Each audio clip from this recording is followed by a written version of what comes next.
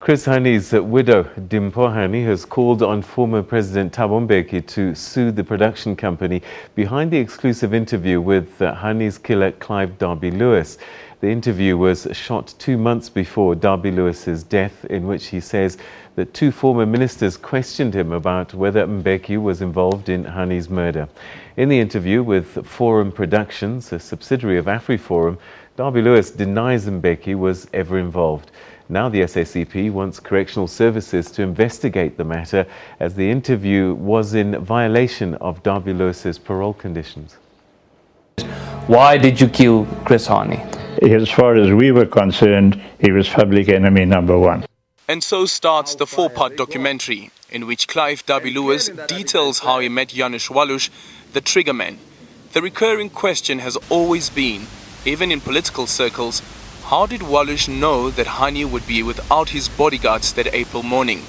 He just happened to be patrolling the Dawn Park area where Hani resided and saw that Hani didn't have bodyguards, and he thought, well, this is the golden opportunity. Former President Thabo Mbeki and close comrades of Chris Hani banded about, but the man behind the killing has set the record straight. I said, I don't know Mbeki from a bar of soap. I've seen photographs of him in the newspaper, but I would never talk to Mbeki because he's from the ANC, and the ANC are my enemies. A former comrade who knew Hani and Mbeki well is Mondli Ngugubele, who was on the scene of Hani's murder. I don't remember Chris displaying a negative attitude towards them.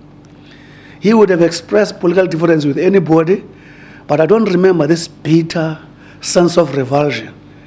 Whenever he spoke, he had a lot of respect for Comrade Thabo, as far as I remember. Remember, I'm saying to you, in his 50th birthday, Comrade Thabo was there.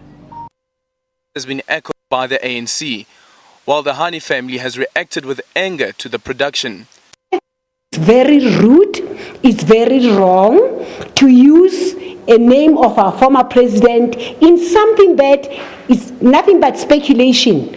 I don't know how the law works, but I would encourage President Thabo Mbeki to take them to court. Behind the documentary is sticking to its guns.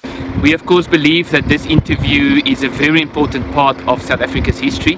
It adheres to all journalistic standards, and we would certainly instruct our legal team that if such a claim be brought against us, we would certainly take a firm stance to protect this interview and to make sure that the public can still have access to this interview. Mbeki's office has been unavailable for comment. Aldrin Simpier, SABC News, Johannesburg.